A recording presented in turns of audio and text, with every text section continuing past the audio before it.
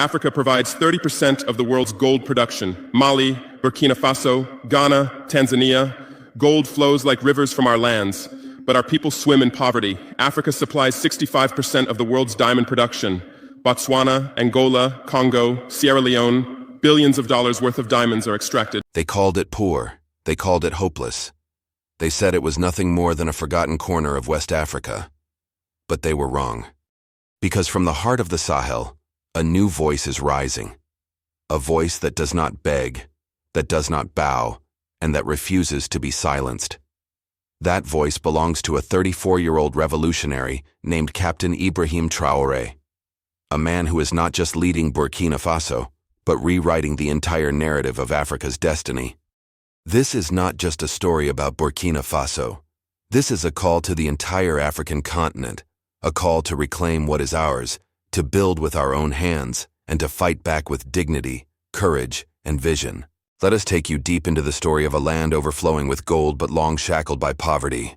Until now, Burkina Faso, landlocked, often ignored, often labeled among the poorest nations in the world. Yet beneath its sun-scorched soil lies some of the richest gold deposits in Africa. For decades, more than 60 active gold mines and hundreds of informal mining sites have fed the global demand for gold. But for the people of Burkina Faso, that gold might as well have been dust.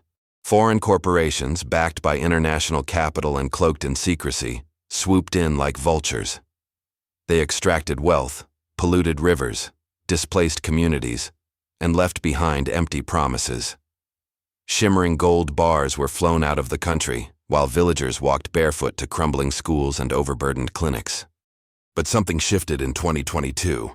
Something, or rather someone, refused to accept this injustice any longer. A young artillery officer from the north, little known to the world, stepped out of the shadows and into history. Captain Ibrahim Traoré.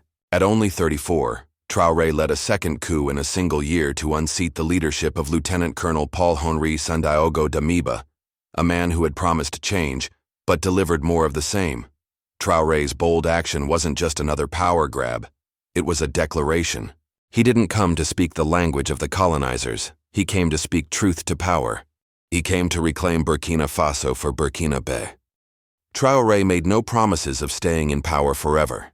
In fact, he has said clearly, "I did not take power to cling to it.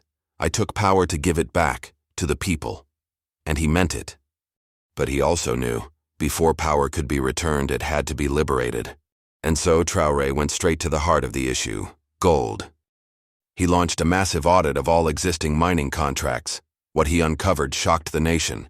Deals written in favor of foreign firms, agreements signed in silence, and profits whisked away to Europe and beyond while Burkinabe citizens suffered. So he acted. Mining licenses were revoked, contracts were renegotiated. Control over extraction shifted to national hands.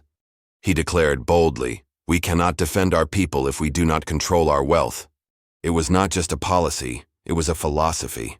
For the first time in Burkina Faso's modern history, the country's mineral wealth was being used to build hospitals, connect remote villages with roads, electrify communities, and fund education, not someone else's offshore account. And then came the number that sent shockwaves across Africa: $18 billion. That's how much revenue was reportedly unlocked from the gold sector under Traoré's leadership. Some say it's too optimistic. Others say it's conservative. But one thing is certain: Burkina Faso is no longer begging. The money is not just transforming infrastructure, it's shifting identity.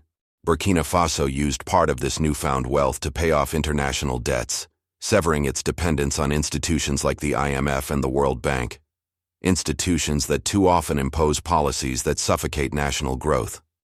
With this, Traoré reclaimed not just gold, but sovereignty. Let's pause here to thank all of you, our subscribers, supporters, and believers in the Pan-African cause. Your voices, your shares, your energy keep this movement alive. If you believe in African sovereignty, if you believe our story deserves to be told by us, for us, don't forget to hit that like button, share this message, and join our growing community.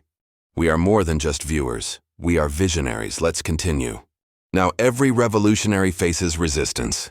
The West, rattled by Traoré's unapologetic stance, began to murmur. Some foreign governments expressed concern over transparency. Threats of sanctions loomed, NGOs raised alarms, but Traoré didn't flinch. He understood the game. For decades, Africa was expected to remain obedient, profitable but powerless. Traoré broke that cycle.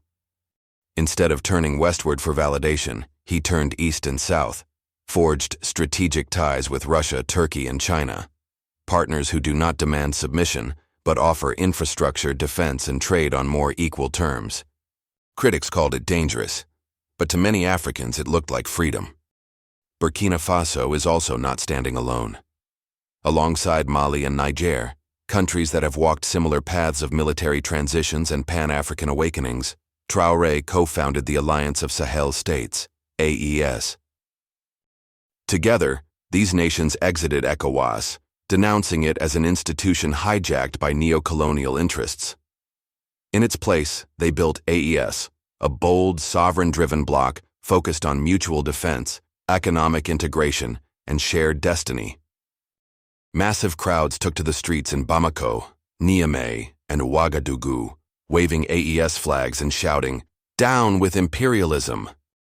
Traoré, Goïta of Mali, and General Tiani of Niger became symbols, not of militarism, but of a new African spirit, fierce, proud, and unyielding.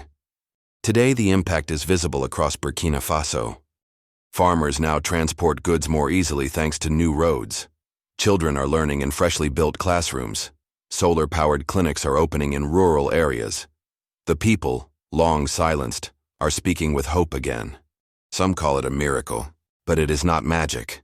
It is the result of leadership rooted in vision, guided by the interests of the people, not foreign shareholders. And let's not forget the military. Traoré has prioritized the defense of the nation, using the new resources to equip and modernize the armed forces. He knows that without security, there is no development. Villages once terrorized by extremist groups are now protected. The people feel it. The shift is real. Many compare him to Thomas Sankara, the revolutionary leader assassinated in 1987. Like Sankara, Traoré speaks in the language of liberation. Like Sankara, he believes Africa must break its chains, not just economically, but mentally. Yet Traoré is not copying Sankara. He is continuing what was interrupted. He is building Sankara's dream in a new era, with new tools. The $18 billion is not just gold, it's dignity mined from the earth. And more than anything, it is proof. Proof that Africa is not poor, Africa is being looted. As the sun rises over Burkina Faso's red earth and golden hills, a new chapter unfolds. It is a chapter written not in French contracts or IMF conditions, but in the voices of African children finally going to school, of elders receiving health care, of soldiers protecting not empire, but homeland. Ibrahim Traoré has shown us what is possible when a leader decides that the people come first. And now the continent watches. From Guinea to Chad, from the Congo to Zimbabwe, eyes are turning toward this tiny landlocked nation with newfound pride. If Burkina Faso can do it, why not us? Africa's story is not finished, but maybe, just maybe, it's finally being told in our own words, with our own power, and for our own future. And so we ask you, are you ready to be part of this new Africa? If you believe this message needs to be heard, share this video, subscribe, speak, be bold. Chronicle Traoré will continue to bring you the stories that matter, unfiltered, unapologetic, and African to the core. The time is now. Let's rewrite the story of our continent together.